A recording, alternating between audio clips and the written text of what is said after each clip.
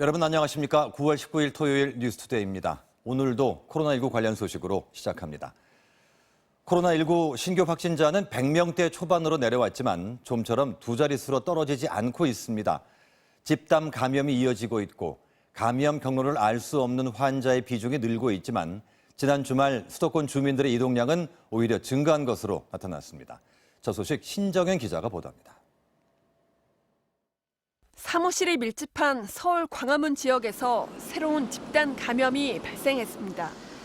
서울지방국세청 직원 1명이 확진된 지 이틀 만에 동료 3명과 가족 1명 등 4명이 추가로 양성 판정을 받았습니다.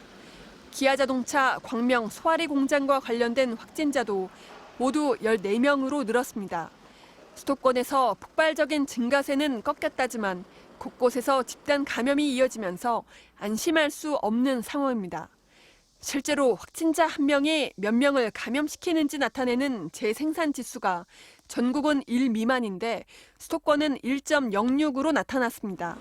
반면 수도권 시민들의 거리 두기 노력은 느슨해지고 있습니다.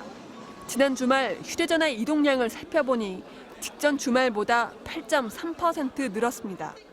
거리두기 기간이 길어지며 국민 여러분들이 느끼시는 불편과 어려움이 커짐에 따라 이러한 결과가 나타나는 것으로 파악되고 있습니다. 방역당국은 교통이나 물류 등을 통해 수도권과 비수도권의 교류가 활발한 만큼 수도권의 불안한 상황이 비수도권으로 옮겨갈 수 있다고 분석합니다.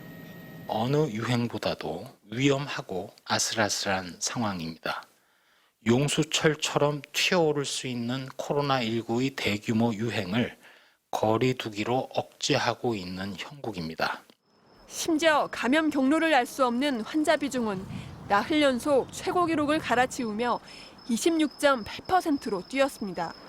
대규모 이동이 예상되는 추석 연휴가 불과 열흘 남짓 남은 상황. 방역당국은 지금의 확산세를 위험 신호로 받아들여야 한다면서 연휴 시작 전에 반드시 잡아야 한다고 강조합니다.